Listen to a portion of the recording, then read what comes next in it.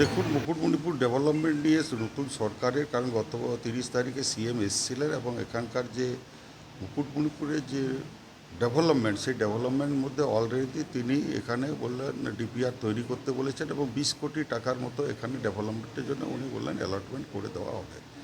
সেই জন্যে এখন আমাদের জেলা ম্যাজিস্ট্রেট এবং এসডিও এবং সমস্ত বিডিও আধিকারিকরা তারা অলরেডি পরিভ্রম অর্থাৎ এখানে ঘুরে দেখেছেন এবং কোথায় কীভাবে করা হবে। জঙ্গলমহলকে কীভাবে সাজাবেন? জঙ্গলমহল দেখুন, এখানে মিনি জু একটা তৈরি করা হবে, আমাদের যে ড্যামের ওপারে আছে অর্থাৎ গোপালপুর এবং নারকলি, ওখানে একটা আগে যেহেতু ডিয়ার পার্ক আমরা বলি, সেই জায়গায় মিনি জু তৈরি করা হবে।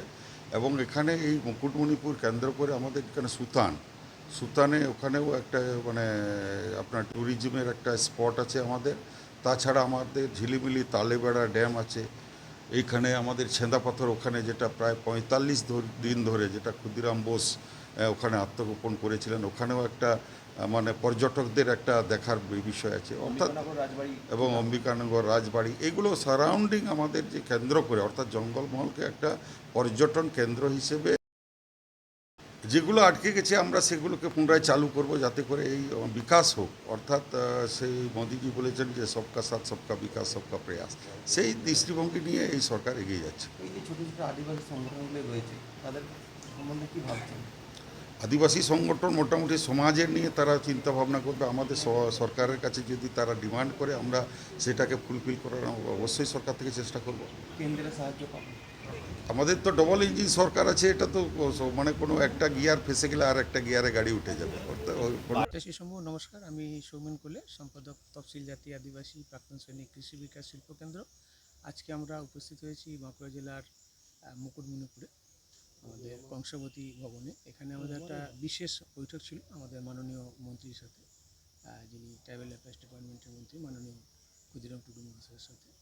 ওনার সাথে বিভিন্ন ডিসকাশন করা হয়েছে, যে সংগঠনের যে বিভিন্ন পিছনে ফেলে থাকা যে আটকে থাকা কাজগুলির ব্যাপারে আলোচনা হয়েছে এবং উনি সেইভাবে দৃষ্টিভঙ্গি দিয়ে নতুন সরকারের, আপনারা নিশ্চয়ই জানেন ডবল ইঞ্জিন সরকার চলছে, পিছনে ফেলে আসা যত কাজ আছে যারই হোক না, শুধু আমাদের বলে নয়, সমস্ত কাজকেই কিন্তু বর্তমান সরকার প্রায়োরিটি দিচ্ছে বা প্রাধান্য দিচ্ছে।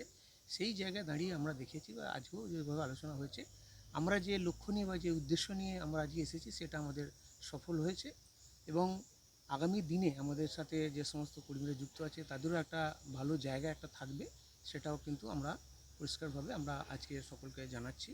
কি কাজ আমাদের দেখুন, সংস্থা মূলত কাজ করে vermicompost, agriculture, fisheries, lac cultivation যেটা লাক্ষা চাষ বলা হয়, ডিয়ারির উপর আছে, বিভিন্ন কাজ আমরা আমাদের সংস্থার পক্ষ থেকে গোটা পশ্চিমবঙ্গেই করি। এবং তার পাশাপাশি অন্য রাজ্যেও কিন্তু আমাদের ছোট হলেও কাজটা শুরু হয়েছে, যেমন ঝাড়খণ্ডে আছে, উড়িষ্যা আছে, আসাম আছে। আগামী দিনে আরও কিছু রাজ্যে আমরা কাজটা শুরু করব।